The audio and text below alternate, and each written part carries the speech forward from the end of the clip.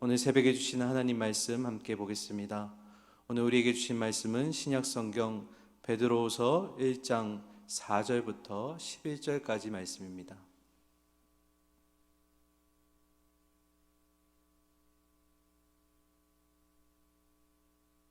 신약성경 382면에 있습니다. 베드로후서 1장 4절부터 11절까지 부르심과 택하심에 합당한 삶이라는 제목으로 말씀 나누겠습니다. 교독하도록 하겠습니다. 4절입니다. 이로써 그 보배롭고 지극히 큰 약속을 우리에게 주사 이 약속으로 말미암아 너희가 정욕 때문에 세상에서 썩어질 것을 피하여 신성한 성품에 참여하는 자가 되게 하려 하셨으니라. 그러므로 너희가 더욱 힘써 너희 믿음의 덕에 지식의 절제를, 절제의 인내를, 인내의 경건을, 경건의 형제우애를, 형제우애의 사랑을 더하라. 이런 것이 너희에게 있어 흡족한즉 너희로 우리 주 예수 그리스도를 알기에 게으르지 않고 열매 없는 자가 되지 않게 하려니와 이런 것이 없는 자는 맹인이라 멀리 보지 못하고 그의 옛죄가 깨끗하게 된 것을 잊었느니라. 그러므로 형제들아 더욱 힘써 너희 부르심과 택하심을 굳게 하라. 너희가 이것을 행한즉 언제든지 실족하지 아니하리라. 이같이 하면 우리 주 곧 구주 예수 그리스도의 영원한 나라에 들어갈 넉넉함을 너희에게 주시리라. 아멘. 지난 시간에 이어서 베드로후서 계속 1장 나눌 텐데요. 우리 시간이 조금 되어서 복습 잠깐 하고 말씀 오늘 본문 보도록 하겠습니다. 이 베드로후서는 베드로의 죽기 직전에 순교당하기 전에 쓴 고별시라고 말씀드렸습니다. 임박한 죽음 앞에서 이 베드로는 당시에 교회 안에까지 침범한 거짓 교사들 그리고 이런 위험들이 교회 안에까지 침범하게 되자 이 성도들을 유혹하게 되고 그런 거짓 교사들과 이단 교훈들에 대해서 어떻게 성도들이 대처해야 될지에 대해서 이 베드로후서를 기록하게 됩니다. 그래서 베드로후서의 기록 목적을 보시면 첫 번째, 예수님의 재림에 대한 올바른 이해와 그런 삶에 대해서 나누었고요. 두 번째, 거짓 교사와 이단의 그 최후의 모습은 어떤가? 그리고 마지막으로 재림의 소망을 얻기 위해서 믿음으로 우리가 어떻게 인내하며 승리할 것인가에 대해서 베드로는 구체적으로 쓰고 있습니다. 이 세 가지를 자세히 보시면 종말의 때를 살아가고 있는 우리에게 꼭 필요한 말씀이 바로 베드로후서라는 것을 알 수가 있습니다. 지난주에는 이제 1절과 2절을 다뤘는데요. 1절에 보시면 베드로가 누구에게 편지를 썼는지 수신자가 나오는데요. 우리 하나님과 구주 예수 그리스도의 의를 힘입어 동일하게 보배로운 믿음을 우리와 함께 받은 자들에게 편지를 쓰게 됩니다. 여기서 이제 주목할 것은 예수 그리스도의 의인데요. 이 의는 뒤에 동일하게와 연결된다고 말씀드렸습니다. 여러분, 하나님의 의는 어떤 성이나 계급이나 빈부와 그런 것들에 차별을 두지 않습니다. 하나님께서 우리에게 믿음 주실 때는 그런 차별이 없는 동등한 믿음을 주십니다. 그런데 세상은 어떠한 기준을 세우고요. 그리고 그것으로 사람들을 구분해내고 차별하려고 합니다. 그러나 하나님의 의인 복음의 기준은 사람을 가르거나 그리고 구별하지 않고 오히려 연합하게 한다는 것을 기억하시기 바랍니다. 자, 이어서 2절에 보면 하나님과 우리 주 예수를 알미라고 되어 있습니다. 여러분, 이 알미라는 것은 그냥 관념적인 지식, 당시에 유행했던 그런 영지주의자들이 말하는 그런 지식이 아니라 내가 정말 하나님과 교제하는 가운데 그런 인격적인 만남을 통해서 얻게 되는 그런 온전한 지식을 얘기하는 것입니다. 그래서 제가 마지막에 그 말씀 드렸는데요. 우리가 단순히 신앙의 연수가 오래되었다고 해서 그것을 신앙으로 평가해서는 안 된다라고 말씀드렸습니다. 또 더 나아가서 우리의 그런 말씀을 그냥 많이 안다는 이유로 또는 교회가 크다는 이유로 직분을 많이 맡고 있다는 이유로 그것이 우리의 신앙의 기준이 되어서는 안 된다라고 말씀드렸습니다. 우리의 신앙의 기준은 내가 얼마나 하나님과의 인격적인 만남을 통해서 하나님의 은혜를 머금으며 살아가고 있는가, 그것이 우리의 신앙의 기준의 척도가 되어야 된다고 말씀드렸습니다. 자, 이어서 오늘 본문인 이제 3절 4절부터 말씀 보도록 하겠습니다. 먼저 말씀 보고 읽고 진행하겠습니다. 그의 신기한 능력으로 생명과 경건에 속한 모든 것을 우리에게 주셨으니 이는 자기의 영광과 덕으로서 우리를 부르신 이를 알므로 말미암음이라. 3절이 오늘 본문 중에 좀 어려운 말씀인데요. 3절의 그라는 것은 예수 그리스도를 얘기합니다. 그의 신기한 능력이라고 했는데요. 이건 원문적으로 해석하면 예수 그리스도의 신령한 능력, 즉 하나님이 가지고 계신 전지하시고 전능하신 그 능력이 곧 예수 그리스도의 능력임을 지금 보여주고 있습니다. 그런 예수 그리스도의 능력이 생명과 경건에 관한 속한 모든 것을 우리에게 주셨다라고 얘기합니다. 여기서의 생명은 영원한 생명, 영생을 얘기하고요. 그 다음에 경건에 속한 모든 것은 우리가 이 땅에서 삶을 살아갈 때 살게 되는 경건한 삶을 얘기합니다. 그럼 여기서 우리가 이제 두 가지를 알 수가 있는데요. 첫 번째로 영생이라는 것과 그리고 경건한 삶이라는 것은 우리의 능력으로 되는 것이 아니라 예수 그리스도의 그런 전지전능하신 하나님의 능력이 우리에게 주어져야 우리가 받을 수 있다라는 것. 이게 첫 번째고요. 두 번째는 우리에게 뭐라고요? 주셨다라고 되어 있습니다. 주실 것이다, 아니면 주시고 계시다가 아니라 이미 우리에게 주셨다라고 얘기합니다. 뭘요? 영생과 경건한 삶을 살 수 있는 능력을 우리에게 이미 주셨다라는 겁니다. 그러면 어떻게 해서 주셨을까? 그 이유는 3절 뒤쪽에 보시면 자기의 영광과 덕으로서 우리를 부르신 이를 알므로 말미암습니다. 자, 이게 어떤 의미냐면 예수 그리스도의 그 영광과 덕이 우리를 부르셨다는 것을, 우리를 초대했다는 것을, 그 믿음의 가운데 초대했다는 것을 우리가 알게 되었기 때문에 그때 이미 예수님은 우리에게 영생과 거룩한 삶을 부어주셨다라는 겁니다. 그래서 3절을 제가 조금 편하게 우리에게 해석을 하면 영광과 덕으로 충만하신 그 예수님이 우리를 부르셨음을 우리가 알게 해주심으로써 그가 가지고 계신 전지전능한 능력으로 우리에게 영원한 생명과 그리고 경건의 삶에 필요한 것을 모두 우리에게 주셨다라는 것이 베드로의 우리의 말씀인 겁니다.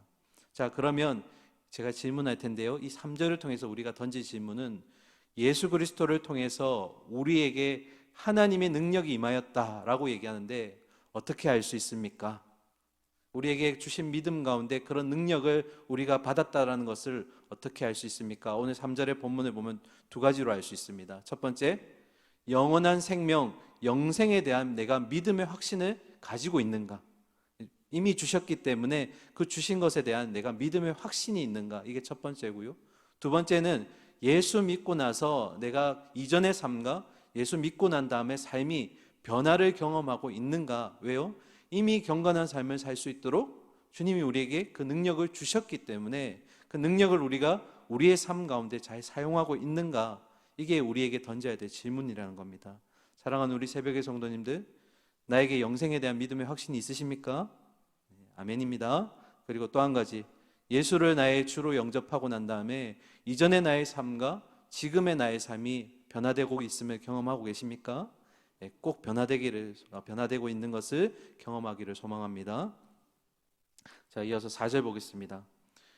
이로써 그 보배롭고 지극히 큰 약속을 우리에게 주사 이 약속으로 말미암아 너희가 정욕 때문에 세상에서 썩어질 것을 피하여 신성한 성품에 참여한 자가 되게 하려 하셨느니라. 아멘.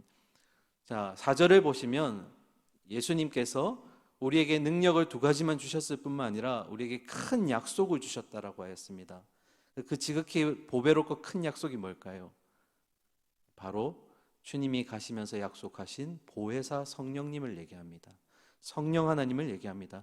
요한복음 14장 16절과 17절에 보시면 내가 아버지께 구하겠으니 그가 또 다른 보혜사를 너희에게 주사 영원토록 너희와 함께 있게 하리니 그는 진리의 영이라. 세상은 능히 그를 받지 못하나니 이는 그를 보지도 못하고 알지도 못함이라. 그러나 너희는 그를 아나니 그는 너희와 함께 거하시며 또 너희 속에 계시겠음이라. 예수님이 떠나가시면서 약속하셨던 보혜사 성령이 우리 안에 주어져 있음을 기억하시기를 바랍니다. 자, 보혜사라는 뜻은 정확하게 말씀드리면 도움을 베풀기 위해서 곁으로 부르심을 입은 자, 라는 의미입니다. 고대 전쟁사에 보면 이런 내용이 있습니다.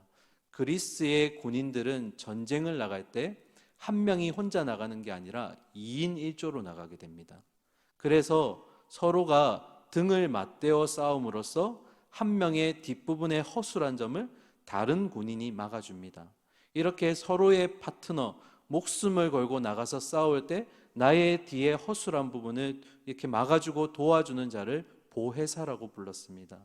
그 의미는 우리에게 신앙으로 적용하면 이런 의미입니다. 주님은 우리가 삶의 치열한 영적 전투의 현장으로 나갈 때 홀로 보내시지 않는다라는 겁니다. 누구를 함께 보내신다고요? 보혜사 성령님을 우리의 파트너로 함께 보내신다라는 겁니다. 그리고 또 에베소서에 약속하시기를 믿음의 전신갑주도 우리에게 허락하신 줄 믿습니다. 그래서 우리가 삶의 현장에서 질 수 없는 이유는 뭡니까? 이미 우리에게 그런 능력도 주셨고, 그리고 지극히 큰 약속, 그 보배로운 약속 뭐였죠? 보혜사 성령님을 우리가 홀로 나가지 않고 함께 나갈 수 있도록 주셨다라는 겁니다. 그리고 또 한 가지, 믿음의 전신갑주를 우리에게 입히셨다라는 겁니다.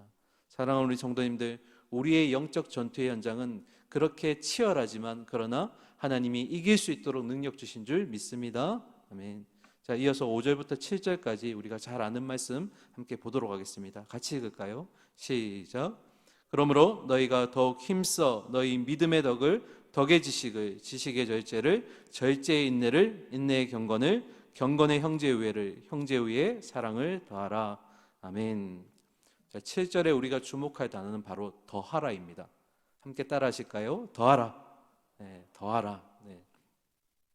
그러니까 5절부터 7절까지 나오는 이 6가지의 단어들은 각각을 그냥 얻는 것이 아니라 하나 위에 하나를 쌓고 또 하나 위에 하나를 쌓는 6가지를 함께 획득하는 것을 얘기합니다. 그래서 베드로가 왜 모든 것을 주셨다 하고 나서 이제 더하라라고 말하냐면 여기에는 베드로의 겉면이 있는 겁니다. 어떤 겉면이냐? 한번 읽어드리겠습니다. 거룩한 삶을 살기 위해서 필요한 모든 자원을 이미 누가 주셨다고요? 예수 그리스도가 주셨다라는 겁니다. 그러므로 이제 우리 그리스도인들은 그 자원을 바탕으로 이 땅에서 성장과 성숙을 위해서 노력해야 합니다. 그러기 위해서 또 예수 그리스도를 닮아가야 됩니다. 그러기 위해서 필요한 것들이 뭐라고요? 5절부터 7절까지라는 겁니다. 그러니까 예수님이 이렇게 주셨으니까 이제 우리의 반응이 필요한 겁니다. 착각하지 마실 것은 5절부터 7절까지 이 단어들은 내가 구원을 얻기 위해서 뭔가 해야 되는 것이 아니라 이미 구원받은 자로서 그 은혜에 합당한 삶을 살기 위해 필요한 것들, 더 해야 될 것들을 얘기한다라는 겁니다. 자, 그러면 6가지인데요. 새벽 시간이니까 구체적으로 다루진 않고 짧게 설명드리겠습니다. 첫 번째, 지식입니다. 이 지식은 불변하는 지식이 아니라 내가 예수 그리스도를 만나고 인격적으로 경험하게 되면서 내가 점점 더 성장하게 되고 변화되는 지식을 얘기합니다.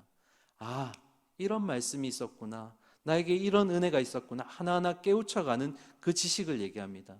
이런 지식들이 점점 쌓이게 되면 아, 내가 사랑하는 그 주님을 위해서 하지 말아야 될 게 있구나. 절제해야 될 게 있구나.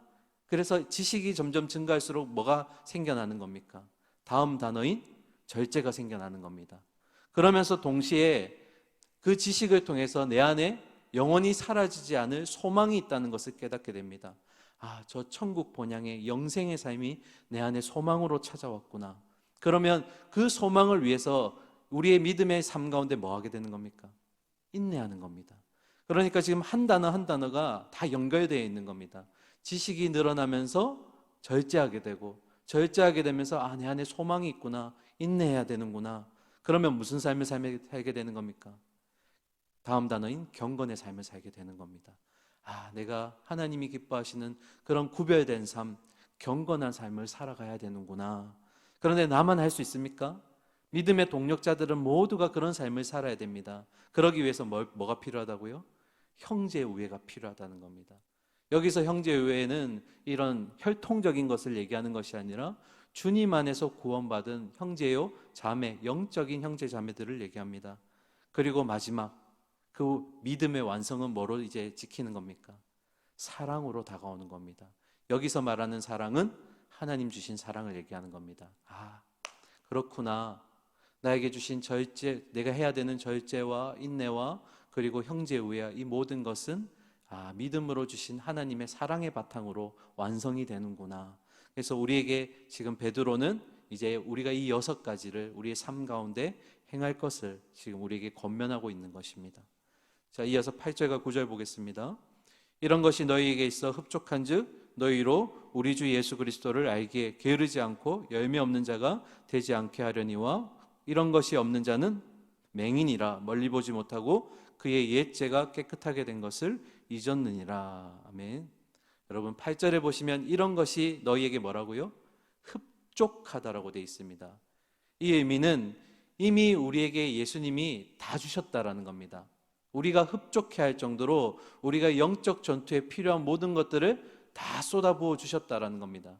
그런데 문제는 다 주셨는데 우리가 그것을 인지하지 못할 때가 있다라는 겁니다. 성령님이 내게 힘을 주셨는데, 나에게 믿음의 전신갑주가 있는데, 나에게 그런 지식이 있는데, 이런 것들을 인지하지 못하는 자, 그 인지하지 못한 자를 지금 9절에서는 맹인이라고 얘기하는 겁니다. 내가 다 가지고 있는데, 그래서 우리가 말씀을 통해서 내 안에 보혜사 성령님이 계신다고 말씀드렸죠. 그 보혜사 성령님이 내가 가지고 있는데 인지하지 못하는 것을 하나하나 깨닫게 해주시는 겁니다. 너에게 이런 것도 있었고 너에게 이런 것도 있었다. 그러니까 하나하나 이제 깨달아가는 삶을 살아가는데, 그것을 인지하지 못하는 자는 마치 맹인과 같다. 거룩한 빛을 보지 못하는 그런 맹인과 같다라는 겁니다. 그런데 9절에서는 조금 더 맹인에 대해서 자세히 설명하는데요. 9절에 보시면 맹인이라 멀리 보지 못하고 그의 옛죄가 깨끗하게 된 것을 뭐 했다고요? 잊었다 라고 되어 있습니다. 옛죄가 깨끗하게 된 것을 잊었다. 다시 말씀드리면 예수 그리스도가 십자가의 죽으심을 통해서 나의 모든 죄를 깨끗하게 해주셨다는 그 풍성한 사랑을 지금 경험하지 못하고 깨닫지 못하는 자는 뭐와 같다는 겁니까? 맹인과 같다라는 겁니다. 나에게 주님이 이렇게까지 사랑을 베푸셨구나, 이것을 깨닫지 못하면 맹인과 같다. 이미 나에게 거룩한 삶을 살 수 있도록 모든 것을 부어주셨는데 인지하지 못하면 뭐라고요? 내가 비천한 자요, 가난한 자요, 맹인과 같다라는 겁니다. 자, 마지막으로 10절과 11절 보겠습니다. 우리 10절과 11절은 중요하니까 함께 읽겠습니다. 그러므로 형제들아 더욱 힘써 너희 부르심과 택하심을 굳게 하라. 너희가 이것을 행한즉 언제든지 실족하지 아니하리라. 이같이 하면 우리 주 곧 구주 예수 그리스도의 영원한 나라에 들어감을 넉넉히 너희에게 주시리라. 아멘. 그리스도인은 주님의 부르심과 택하심에 합당한 삶을 살아야 합니다.